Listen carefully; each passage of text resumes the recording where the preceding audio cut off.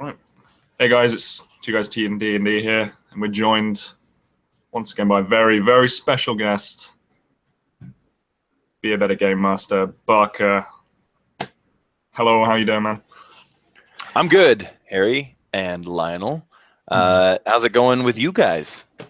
It's going great. Played in a great game last night, ran by Lionel here. Some other great game?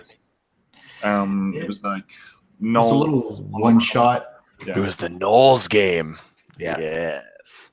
None of them died though. I was a little disappointed. I was very close, and so was what's his name, Connor? Yeah. Oh, Did yeah, those yeah. magic items help you? I know that you were picking some magic I items. never got crit actually. Oh. No. But the I was in behind the scenes listening to Harry sweat about the game, trying to figure out how best to prepare, and that was entertaining. I gotta say, Barker, the way he flavored his Warlock's magic was stellar. It was just very vibrant. You know, I felt like I was watching his Warlock channel this blood magic. It was pretty cool. That is awesome. I will not let him know you said that, though. We know how he gets. Yeah. I muted him, so we're all good. We're all good. Right. So All right. yeah, today we're doing some more brewing, and we picked yet to be named desert location within my world that we're just gonna spitball some ideas, throw some random stuff out there, see what Awesome. sticks. I love deserts. Can I just put that out there right off? It's like one of the settings that I really love, and I almost never get a chance to play in or run games in. I don't have an excuse for it. I just love it. I've never They're been awesome. into a desert. And I'm the same way, but I definitely have no excuse because I live in a desert. Like Right, I and they say run what you know, and I know for a fact if I put a desert into one of my sessions, I could run the heck out of it because I live it, but I never do. And so maybe this will be a start of a change for me. I could just run and live in the Shire then. You could. That's the location I live in when I'm. What's the setting like, Harry? What's the weather like? It's raining outside. It's overcast. A motorbike drives by, distracting. I'm going to close my window real quick. Speaking, case in point. Actual motorbikes. Natural hazard in the UK is motorbikes, which we in the United States call scooters. Yeah. We don't call those motorbikes here, Harry. I make a distinction between motorbikes and mopeds or scooters. Yeah, well, it's like taking the cheap shot. You know, that's. Yeah.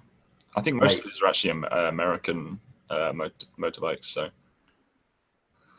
just blame them for being really noisy. Yes. Now, when we're talking about deserts today, when we're creating a desert, I just want to throw in there that Antarctica is arguably a desert. So are we talking arid and hot? This is, arid, hot. Think like Egypt, sort of like Syria, sandstorm, maybe a bit of Sahara. That kind of sandstorm, Death Valley, Death Valley. Gotcha. Yeah. Awesome. One of the things that I brought to the table here is something Alex Gillott, Critical Hit Publishing, Captain Gothnog, has cinematic environs is like this thing that he and other people, DBJ, a bunch of other people put together and kind of create these encounters and just scenarios in which this environment becomes the enemy, becomes the antagonist. And so I have their desert version open to all of these hazards like sandstorms and flash floods and stuff like that, which are common hazards in the desert. And so this is the tool that I brought to the table, and my tea. Give a hoot. So what are you guys channeling for deserts? Well, The first thing I did too, when Harry and I talked about doing a desert area in his world, first thing I did is I did exactly like you did, Barker, and I went to the definition. What is a desert? Because I think people immediately think of the hot, sandy desert, but I was like, no, that's not necessarily it. So I'm glad you asked that question. So I immediately was thinking, is this like this frozen tundra that's just barren and stark and like it's very hard to live there, or is it something like, which is the standard, is something that's just really very arid and dry and hard to live in. So, but we're doing a hot one, right, Harry? A little hot sandy desert. You'll never get the sand out of all the places. I hate sand. It gets everywhere. Yes. But I've just been, as we've been chatting, just looking at some fantasy desert images, and oh my gosh, there is some great fantasy art out there for deserts. I mean, when I look at some of these pictures, it just blows my mind. And wow, so how big is this desert going to be, Harry? When you if I was organized, which I'm not in the slightest, He's probably going to say something with a word like kilometers or some. I would have had my GM notebook, in my hand. Yeah. So I'm just going to quickly pick it up because I have a mini map which I can then show you. Perfect. Yeah. In the meantime, I'm going to show. Oh no! He's already back. Never mind. I'm already back. It was like just 3 feet behind me. 3 feet away, plus headphones. Yeah. So the headphone cable is only like 1 meter long, and it's already trailing quite a bit. So it's quite tiny, but okay. So this area here is sort of roughly the size of the UK.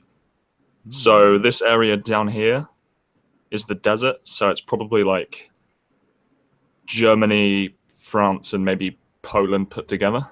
Mm-hmm. Perfect. So not that's a big one, but still pretty big. Yeah, no, bigger than just like a small region for sure. What if the desert used to not be a desert? Like, what if it, like, imagine, like, I'm trying to look at all these fantasy type of images and stuff, and even channeling reality. Here, I'll share an image of a New Mexico desert, which, let's see if I can zoom in a bit on this. Like, I think this is a place called Shiprock, but you can see that how, like, this technically perhaps used to be a hill, and slow time and erosion have slowly kind of disintegrated it into this plateau, this structure beaming out of the ground. Like, can you imagine if that were like a forest that was once a lush and fertile rainforest, but all of a sudden were dry for an extended period of time? Imagine all the dead wood and dead trees everywhere. Yeah, what's great is that you're synergizing with already pre-established lore that I haven't told anybody yet. Yep. Magic. Another thing too, when I think of deserts, I think of like civilizations on top of civilizations, because deserts are they don't stand in one spot. They're constantly moving. It's not like a static geography like a lot of other regions would have.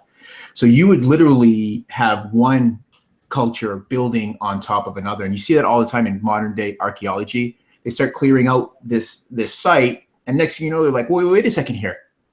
We have a whole different time period here.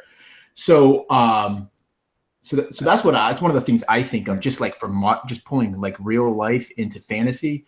So when I think of your desert, and I'm looking at some of these images, and they're just so awesome. Like something like, okay, let me share this.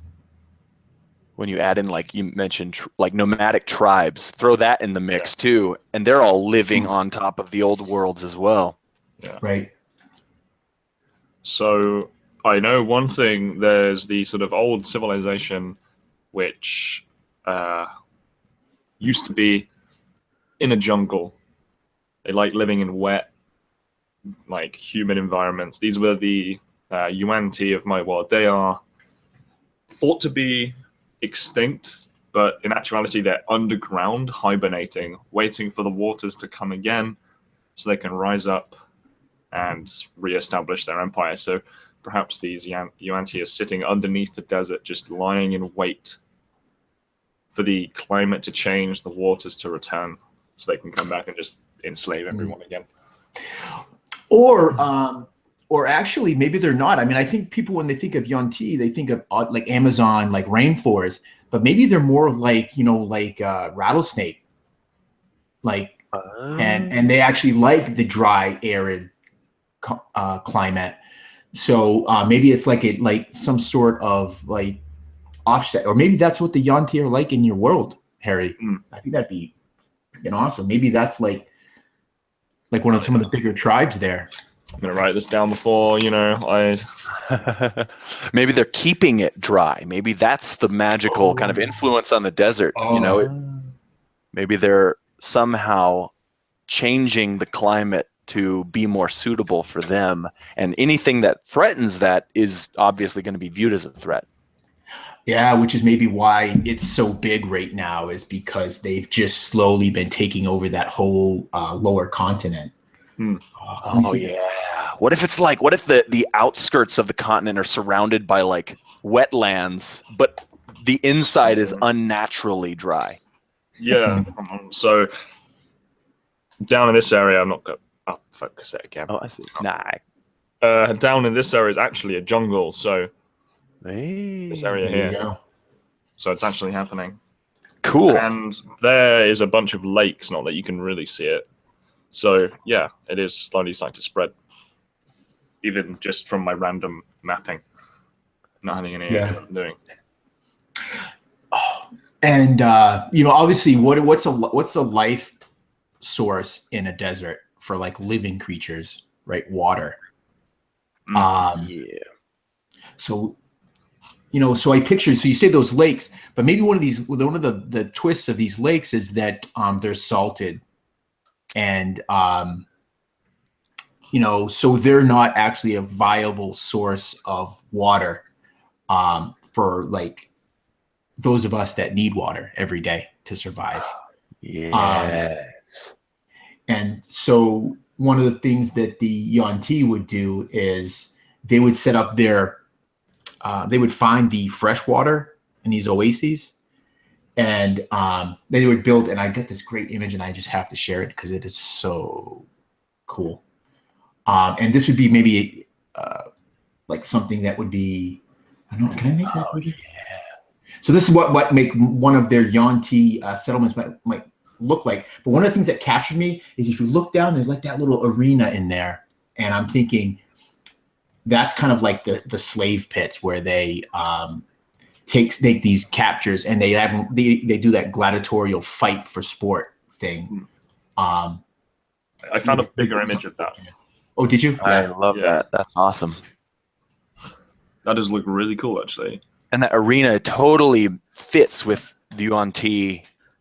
Yeah, let me just show this. Especially if you're gonna go rattlesnake with them. That slightly larger version, which I came across.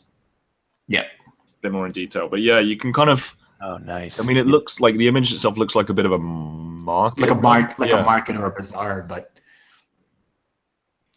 yeah, I love it. Yeah, I like that you might add in some shade structures because reptiles in the desert they'll lay in bushes and just sit and wait and stay cool. And these things here where you can see like the marketplace where these these huge poles that you can see the sort of cloth or whatever that's being held. Yeah, those little pergola type things up there creating shade. Oh, that's great. Yep. It also look. Oops. Go ahead. No, you go ahead. I was gonna say it also looks like maybe there was something else here before. It looks like there's older structures in there. So maybe that's what they do is they go and they like literally, how they take the purebloods infiltrate. So maybe they infiltrate these settlements, these communities, and then when the time is right, they come in and they take them over, then gaining power across the desert. Yeah. That's very snake-like too, man. Waiting and waiting and waiting and then striking is exact. Yeah. And like you said, look at that big tower in the middle. That's not a current structure. You know, that's that's something that was there before that they came in and kind of took over and just made into something else. Yep. Like maybe that's a hatchery now or something. Oh, yes. Yes. One of the things I was reminded of when you're talking about almost manufactured deserts is this area in my homebrew setting of Enkea. There's this place down here called the Dispel. And what it is this doesn't look like it kind of looks like a desert, but if you see that there's actually forest around the Dispel.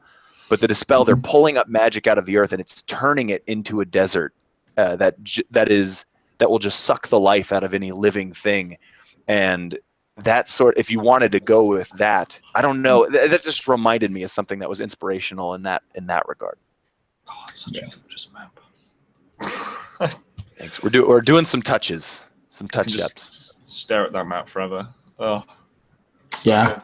Oh, is that what I'm sorry. I'm going to go off topic here, but I'm going to actually catch myself and stay on topic. No, you go off topic. Oh, yeah. Go on that tangent. What do you guys think? Let me save this image so I can share it. What do you guys think about what's the first thing that comes to your mind when you guys see this? Here we go. Yeah, building up the tension. Building up the tension. And the sad thing is, I'm not even meaning to. I'm like looking through the reflection in your glasses, trying to figure out what it is before I see it. Boom. Man, you could sell tickets to this. Oh, dude. Whoa. Yeah. Yes. You think of this like a deep well into the ground. I mean, obviously, so one of the advantages of that would be cooler. You would get that condensation of whatever moisture was in the air. And this is like a civilization. Yes. Is it lost? Or maybe that is like the root of, I mean, I don't know if we want to keep building off the concept of the Yuan-Ti, but maybe that's like where I don't know, what do they call the hive master? But I saw this and I was like, wow, this is awesome. What is a group of snakes called? A latch, a hatch. I don't know. I don't think snakes really. A den, a group, nest, a pit, a bed, or a knot. Pit. A brood. I don't know. I think a nest seems right. You hear about a nest of vipers and. Yeah, a pit of vipers also. And that is technically, I mean, that's literally a pit, but I feel like that might be too on the nose because then you won't correlate it with snakes. You'll just correlate it with the hole in the ground. So, right. What I thought when I first saw that image was actually a prison, kind of like in Batman. I was born in the darkness. Right. What is that?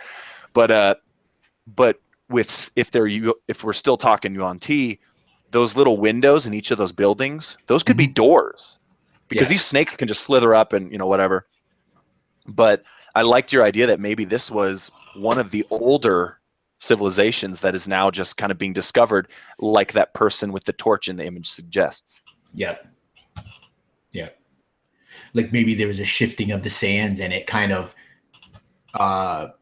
revealed like an entrance into this great lost civilization.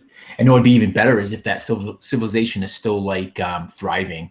If you think of like the Underdark, so they're thriving in this like in isolation. There's a cool thing in the Tome of Beasts book by Kobold Press, which I recommend to everybody. It's got some awesome stuff in. There's like their lore. I think it's Midgard. I think their main world is. They have sort of this ghoul empire that lives underground, which are all just undead, which live in this society. So they've got like the ghoul emperor and all sorts. There's one thing which is called the Grey Thirster, which is like just this dried out body which just sucks the moisture just out of everything around it. I could just imagine like going into this place and just being sucked dry as like whatever prisoners have sort of become corrupted over time. Mm-hmm. Just bestial things that just try and feed to survive. I really liked this image because because it kind of captures some other things. Like I love the big like lizards that seem to be lizard sort riders. of- Yeah, they're definitely going to be a thing because that's just cool. And there's like I'm looking at that right now, and all I see are potential environmental hazards.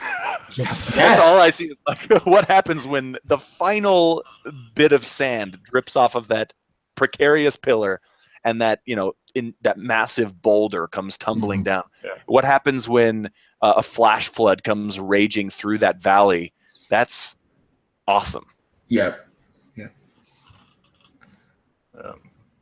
One thing I definitely. Sorry, you go. Yeah, I was gonna say. So speaking of like environmental hazards, I mean, I think that's actually a good segue into like what is. So maybe it is prone to certain things. So you got your standard ones, right? But maybe it's prone to like lightning storms that are. Ooh, yeah. That you would see these clouds and you think, oh, finally we're gonna get rain, but no, that's not what it is. Anyone that lives there knows, oh, take cover because you get these lightning storms that just come, just torture the environment. Dude, maybe it like rains glass or something, like rains something that's not good. Like, yay, finally rain. Oh God, no. Right. Yes. I love that rains glass. I remember I read this fantasy book. I can't remember. It was a while ago. And when it rained like not rain, but it was like diamonds. But when you held them in your hand, they turned into water. It was like a sci-fi book. And I can't remember what it was, but I thought that was so cool because everyone would take cover because it would pelt the crap out of you. But once the rain stopped, everyone went out and quickly tried to gather these things up because it was going to be, you knew it would turn into water. It was pretty cool. Pretty unique. I want to know what that is. Yeah, I like the. I definitely want that survival element. That dark sun sort of feel, like Lionel, you're playing. Well, eventually we'll be playing in the western place again. Even that place, I want that particular place to look like. Yeah, that's really easy to survive in compared to this desert. Right. Like that's just easy. The thing about a desert. I just found some more cool images I'll share in a second. Yeah, share them. No, yeah, start sharing them. One of the things is, about a desert is, how people are always like, oh man, how do I role play travel? Like if my characters are traveling from one place to another, it's so difficult. So I'm just going to have the time pass quickly or something. A desert is the perfect time to you don't have to worry about that anymore because traveling through a desert is a series of encounters trying to survive. It's kind of the probably one of the harshest scenarios or environments to survive in, like sinkholes, wastelands, tremendous heat, desert nomads. We've already talked flash floods. There are massive storms in the desert, freezing nights, hot days. I mean, there's a ton of stuff that you can do.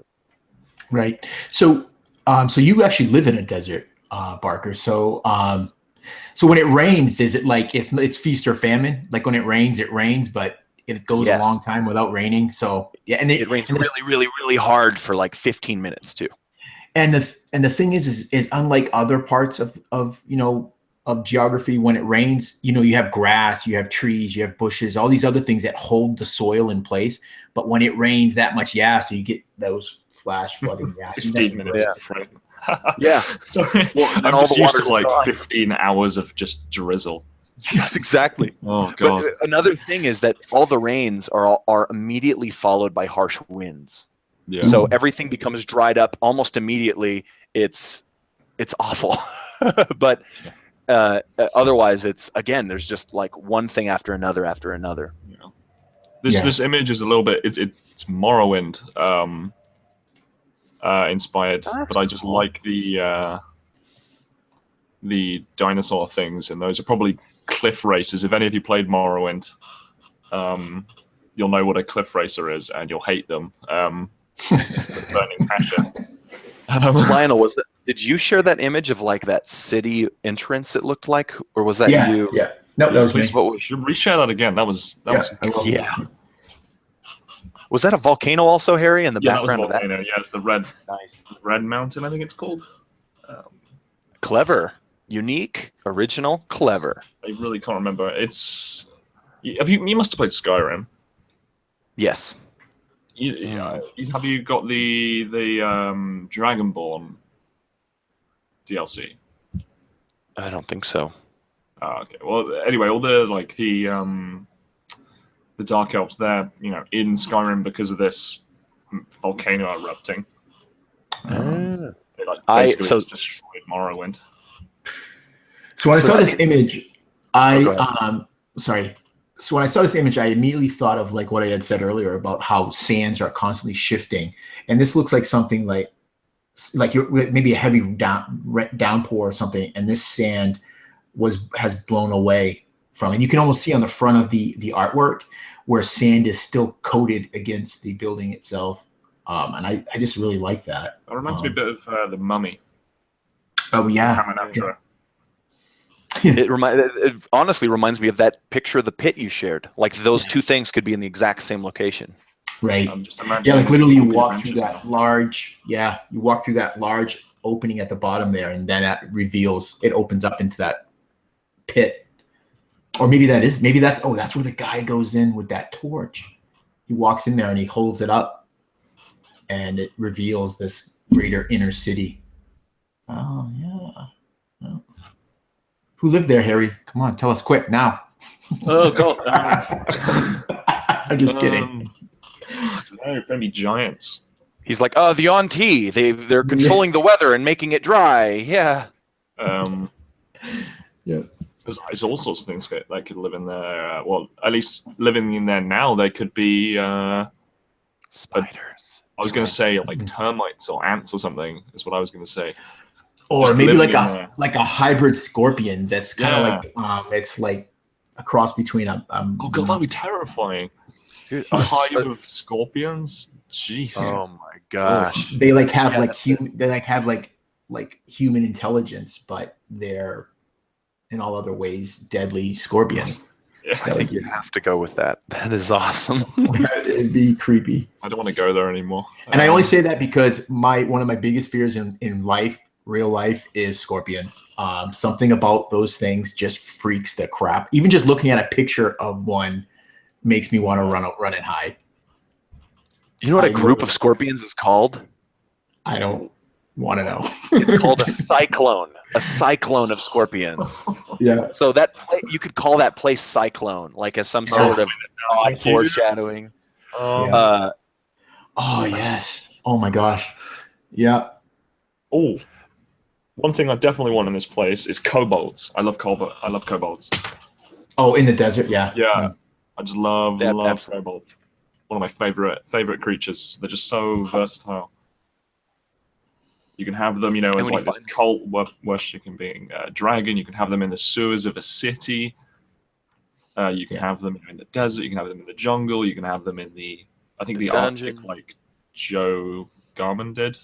Had those like frost kobolds. Oh, yeah. Right, yeah. Yep. Yeah. There's everything you can do with them. I just love them. Yeah.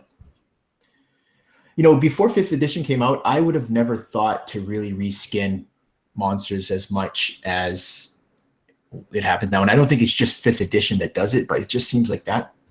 It's just an accepted practice now. I mean, back in the day, man, if you like took a monster and changed some of its stats or abilities, the players would be like, whoa, what are you doing? You can't do that. You can't do that. I memorized the monster manual for a reason. Yeah. How am I going to break the game and win if you keep changing things on me?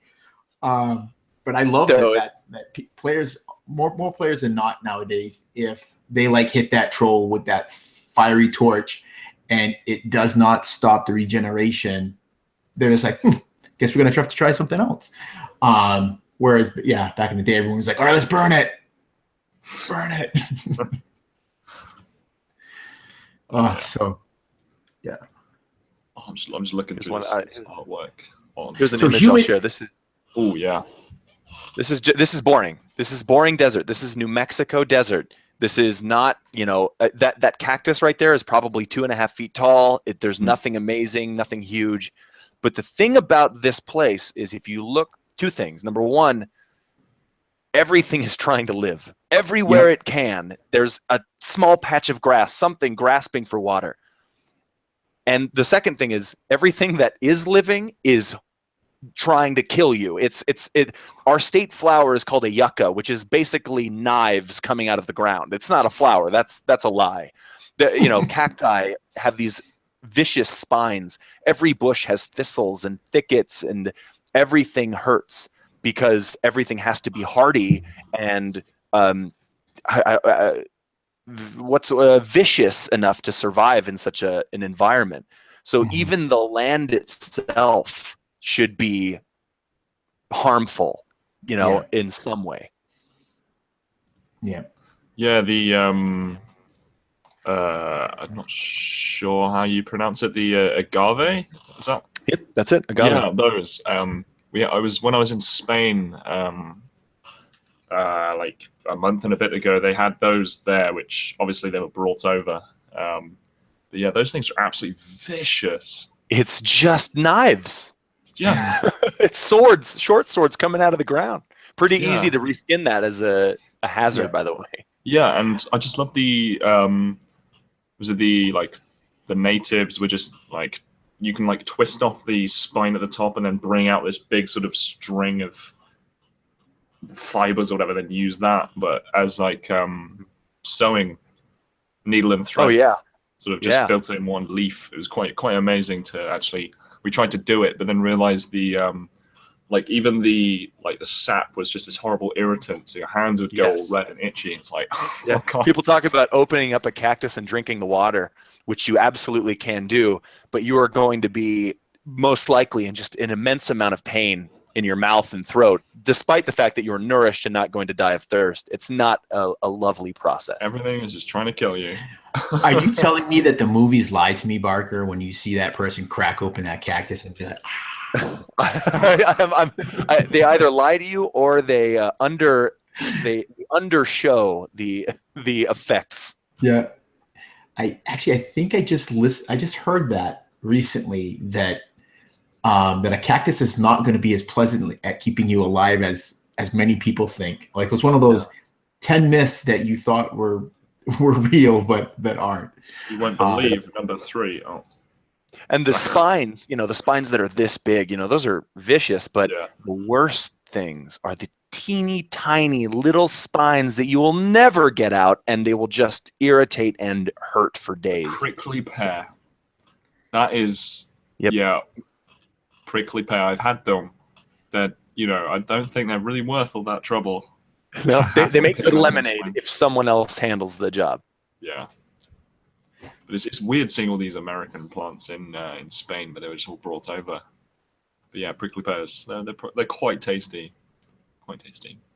Not like super great, but well, you as someone from the UK, you prefer bland food, so that's understandable.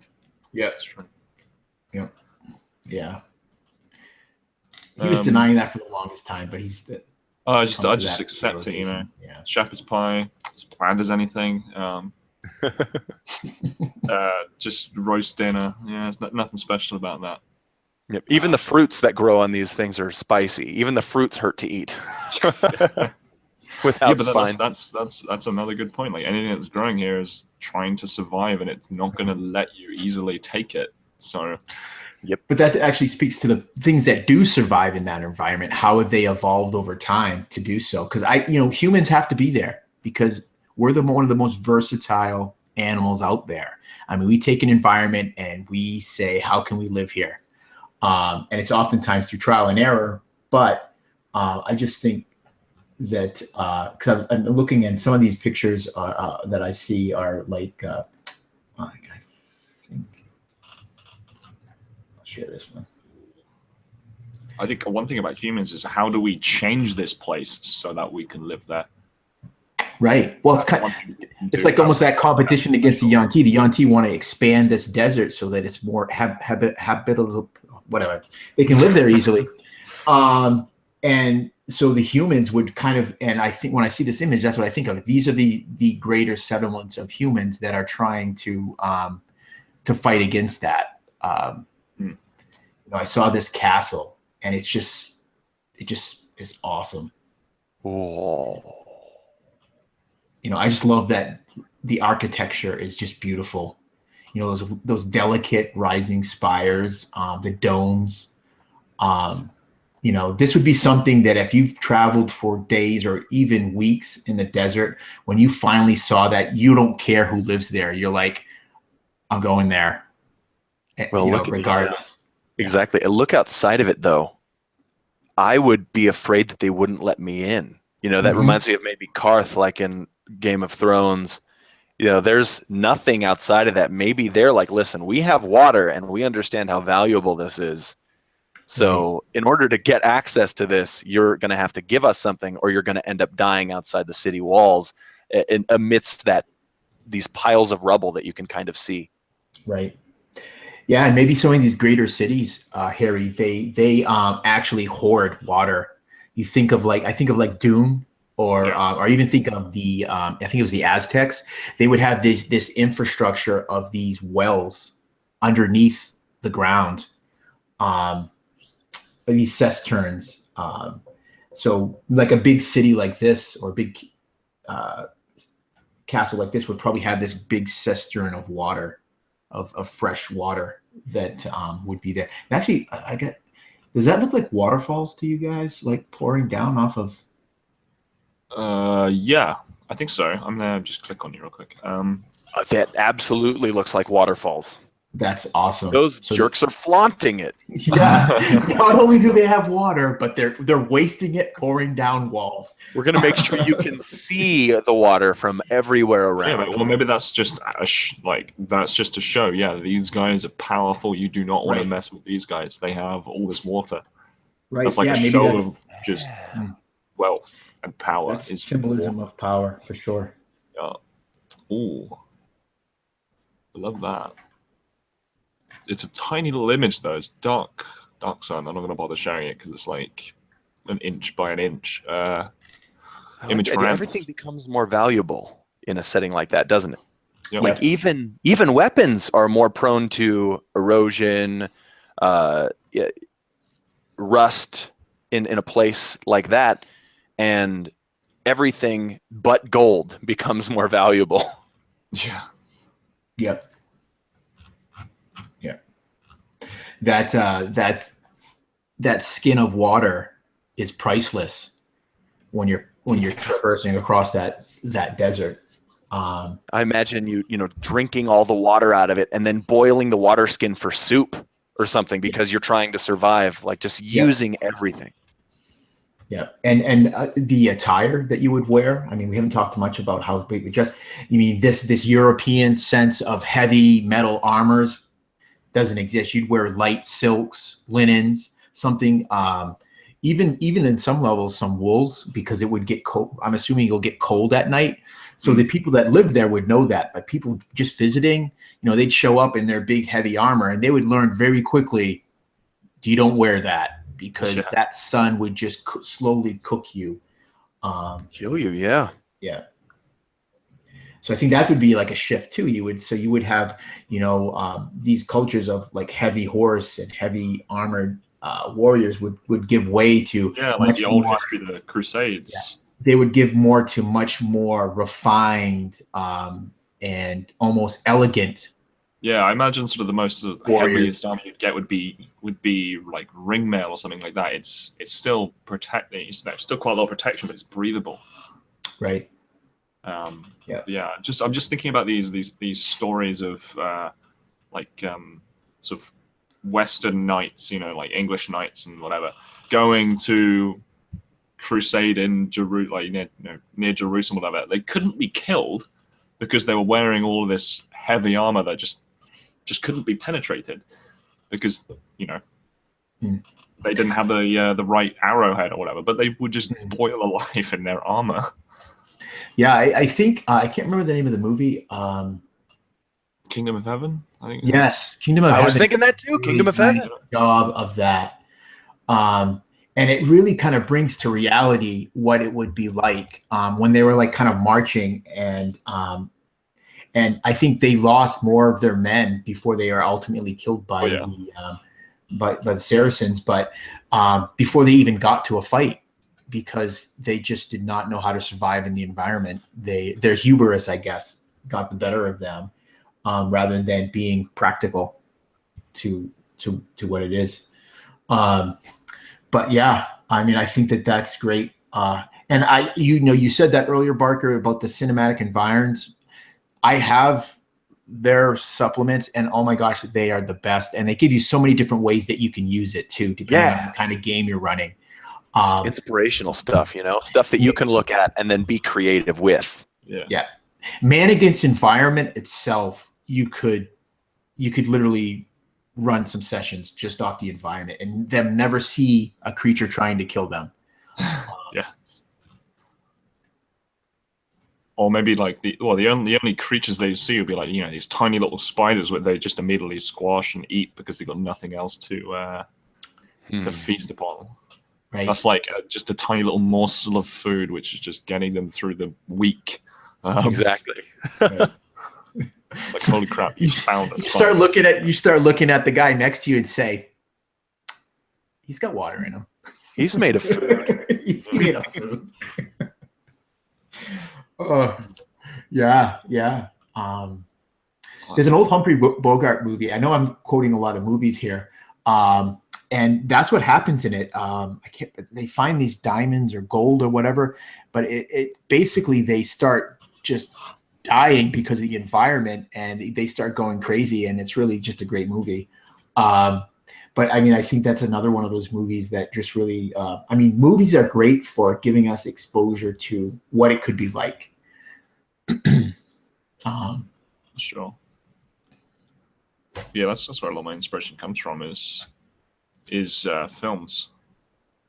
And I was reading Dune, wherever the book's gone,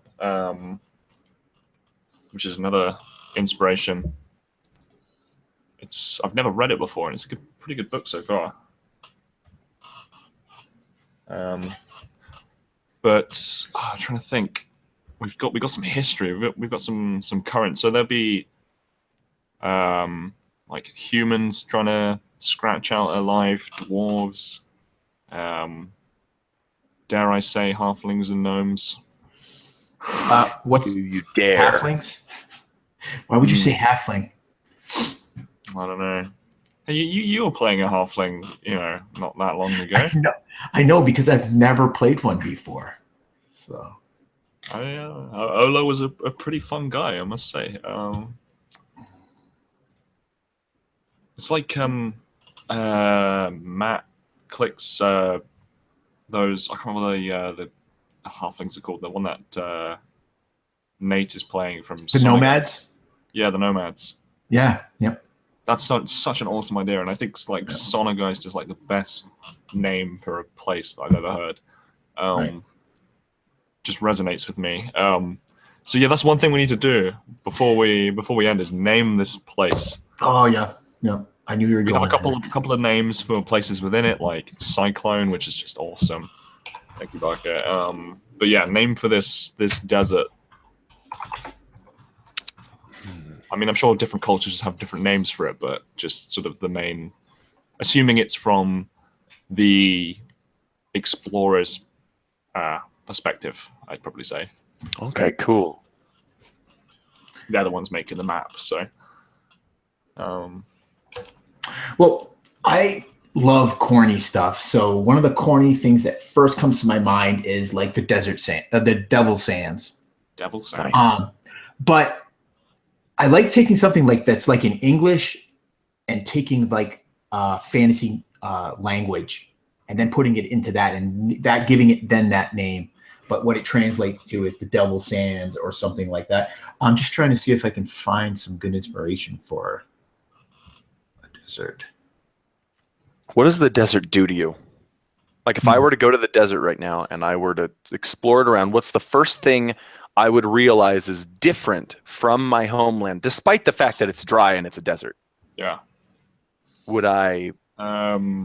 like just desiccation, dehydration, that kind of thing. That's the first thing that would hit you.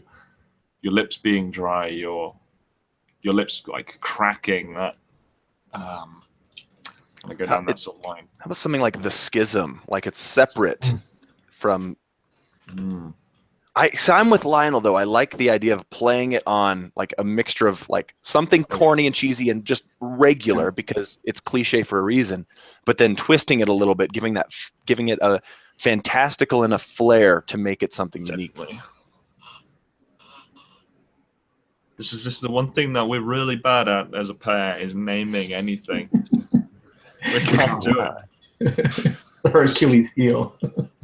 Devil's Sands. What's the name of a creature instead of devil? Well, you could do devils. Are there devils in your world? Are they prominent in mythology? Yep. All right. Yeah, definitely. Although, what's one of the most feared things? Almost feared things. But from mythology, not necessarily. I'm going to walk out in the desert. I'm going to see that, but it's just something that is that's feared. Just looking at some names here while we're doing. I mean, it probably would be devils. I mean, warlock magic in this one particular country is outlawed, pain of death. If you're discovered using it, so there are interesting myths in New Mexico and kind of Mexican lore. There's one called La Llorona, which is basically a almost like a cross between a ghost and a banshee type of like this is a story that people tell their kids to keep them out of ditches. Don't go in the ditch or La Llorona's going to get you and you're going to drown in the ditch and stuff. But it's based out of like this true story or this true myth rather of this person that will get you and kill you if you go into this place. And maybe it's the heat that kills people who go there. Maybe it's the Yuan-Ti. Maybe it's the nomads. Maybe it's the exposure. Maybe it's the lack of food. They just don't realize that they need more resources. But either way, people go to this place and they never come back. Right. And that might be where you start your name. Yeah. Like Devil's Sands. Where do people go when they die in your world? Like that Sands. Yeah. I've already thought of that. Like what's the bad place people go? Like if you live a sinful life, where do you end up? Wales. You end up being Lloyd Collins' neighbor. Lloyd Collins. Yeah, I went there, Lloyd. I went there. A special place for people like you, and it's Lloyd Collins' roommate. Oh, yeah. I have this strange neighbor. He keeps going outside, smoking and talking to his phone. It's the weirdest thing. In a video or something. Oh, we love you, Lloyd. I really, like the Vikings had hell. HEL, yeah, and that was just a cold. So the moment I haven't really thought of the sort of mythology, I'm just borrowing the 9 hells and twisting them just a little bit, changing up the planes occasionally. But that's sort of what I got at the moment, just as a placeholder. Pick one of the hells. Yeah. The 4th hell. The I don't know what you'd call it. Maybe you could, like, if someone called this the 7th circle. Like, to me, that's like, not only is that reminiscent of hell, but that right there is like deserty, dry and deserty. Yeah, so if I can just find that. I do have it somewhere in this. How about the Desert of Lost Souls? Because I'm just reading Dante's Inferno. The 4th circle was greed, and the Canto's little thing in there is talking about the nation of lost souls, and that's what and that would actually fit in a way because so many people go out into the desert never to be seen again. Exactly. Lost. That's a really good one. Abandon all hope. Yeah. Yes. Yeah. Abandon all hope. You who tread here. I have that written on the door in the recording studio. Yeah. It's because I'm really, really edgy. What does it say on the other side, though? What is your positive message as you're walking out because you survived it? You made Just kidding. Just kidding. Ha. It doesn't say anything. It's just ha. Ha. Lol. Keck. Yeah. So. Ooh. I think what some good languages to use go with like Latin. Latin is a dead language, so or they say it's a dead language. Greek. For ways for looking, if you're looking for ways to kind of give it a spin. Maybe like ancient Sumerian or something like that. Yeah. They've got some awesome names usually. That's actually a good idea. I think that's where like Gilgamesh and things like that came from. I think that was Sumeria, right? I believe Gilgamesh would be. Oh man, I'm gonna mess this up. He was I'm gonna guess. he was a Babylonian hero. I was gonna guess Babylonian. Well, I think that is where Babylonia is. But Babylonia was actually the blending of I think 2 or 3 cultures, the Assyrians and the Hittites, I believe. Right. But I'm just going quickly off of what I remember from history. The Akkadian Akkadian. How do you pronounce it? Yeah, Sumerian stuff. Akkadian. Yeah. Ooh, okay. So the 7th layer of hell is like a desolate wasteland, like just covered in dead cities. It's called. Sounds like what you've described. Yeah, it's called Maladominoi. Maladominoi. Domini wastes. Yeah, the Archduke is called Baal Zebul. Okay. Beelzebub? Not quite. No, Beelzebub. He was the king, right? Beelzebub. I just read something about him. I was doing. I can't remember why I was reading. D&D did shamelessly steal from mythology quite hard. So, it's easy and it's all in the public domain. Yep. So. I'm absolutely fine with it. I like that word, man. Like domini, domino, dominus. I like, if you're playing on that. Let's try this. Domini Sands.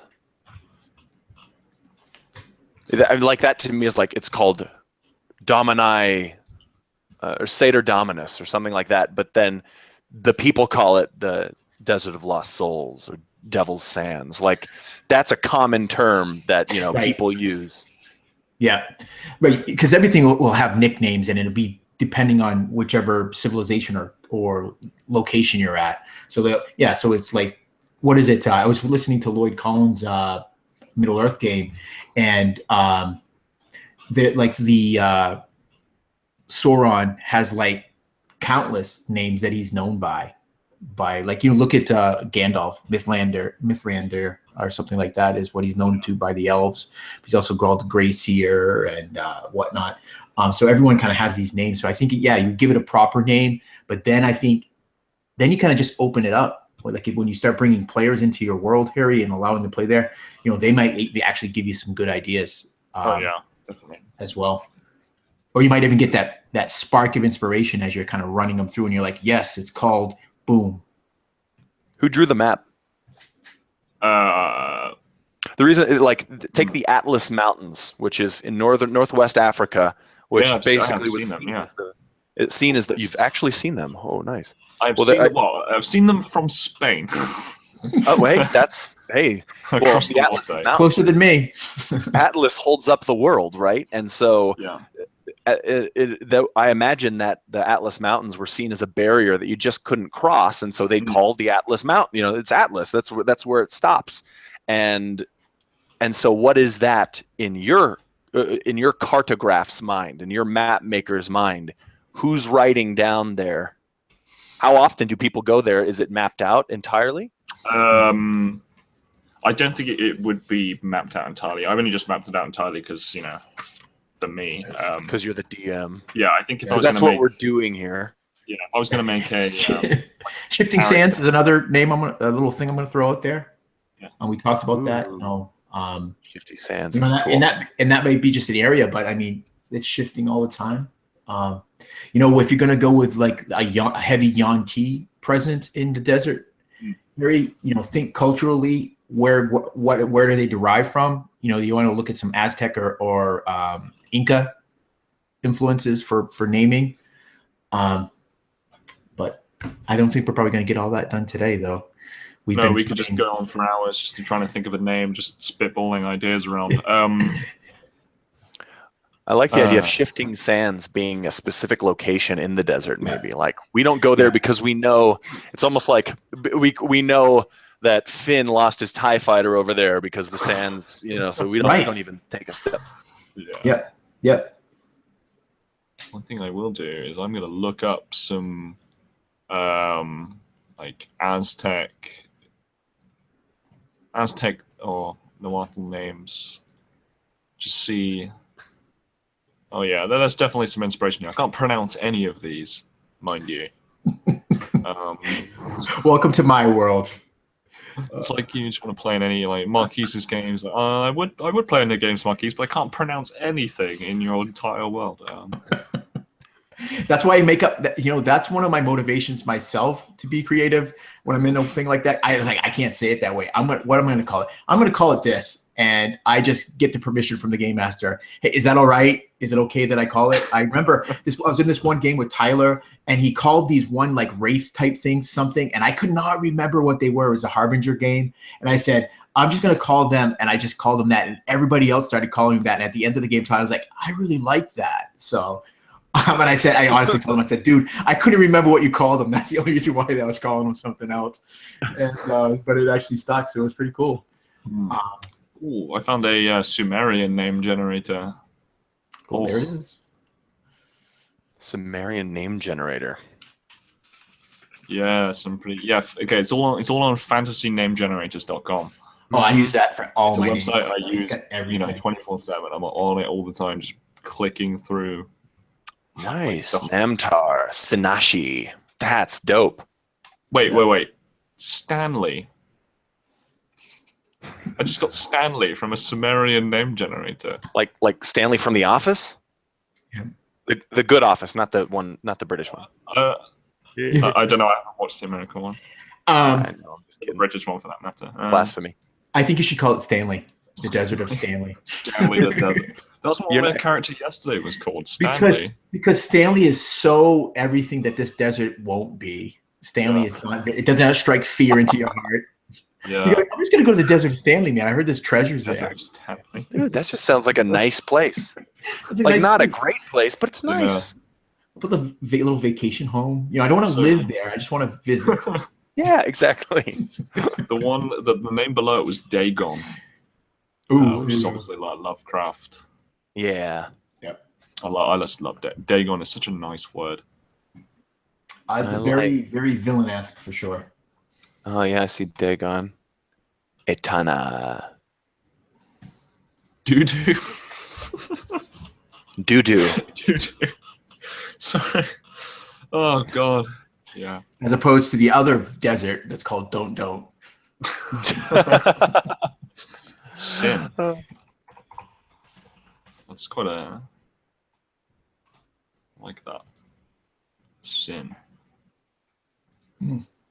Yeah, Sin is great because it's simple. I remember, was it the Final Fantasy? Like, at least the later iterations of that game, Sin was like the really big bad that you were fighting against in that game. And it was very, you never really knew what it was until later on. The last Final Fantasy game I played was, I think it was Final Fantasy VII on the PS1. Oh, yeah. I played that, yeah. That game was like, 4 discs or something? Gotta love disc changing. Yep, fucking disc changing. Yep. But yeah, alright. I don't think we'll successfully name. It's just not going to happen. You could just do a reveal. We could do a reveal. Do a brief reveal video that says this is the name. Or you could be like, the name of the desert is this, and then later in post you'll put something here. Post. Whenever you decide. Post. There you go. Right there. But you definitely should put a sand river. I love this idea, and it's also in the cinematic environs. Deserts. Yeah, a sand river. I think I'm gonna have to purchase. I haven't got that one, so I'm gonna go and buy that now. Yeah, dude, link that down in the description as well. They all just have enough cool It's like cool stuff. Yeah, I picked up Oh, was it the mountains one? It's Like the worth cold getting them ones. all. 'Cause, yeah. Yes. Getting them all. Yep. They just came out with. Is it the aquatic one they just came out with? Yeah, they just came out with and underwater. Yeah. Because I'm planning on. I have a session that's probably like 6 or 7 sessions ahead in my campaign, where the last layer of hell they're going to is this icy, frozen layer. So I want all these sort of horrible environmental effects, as well as having all these devils trying to murder them. Are you gonna have the poor souls trapped there, like frozen, up to their nose in the ice? I'm gonna have to get pretty horrific with it, so I'm gonna have to give my players a little warning that I'm gonna go a little bit crazy with it. But and hopefully they don't mind too much body horror, because that will appear. Just remember, this is just a game we're playing, guys. Just a game. This is it's not my a basement. Right. Before I get any trouble with the police, I think we should end it there. Sounds like a good idea. It's been just awesome having you on, Barker. Do you want to do a little just outro? Just plug whatever you want to plug. I think I've done enough plugging of cinematic environs, but I'll give that another go. And this was just awesome. I'll plug the Absolute Tabletop Discord channel, which you can get via the Absolute Tabletop official group, where basically we go there and play games. We play video games. So we just want more people to play video games with us. Yeah, so we want that like 30-player EU4 game. Yes. Oh gosh. Oh no. But seriously, guys, this has been awesome. Thank you very much. And I am just finishing my tea now, so it's perfect. Oh, excellent. Well, it was a pleasure having you on the show. Sure. Definitely. Right. Cheers, guys, and we'll catch you again whatever happens. In the next video. Yeah.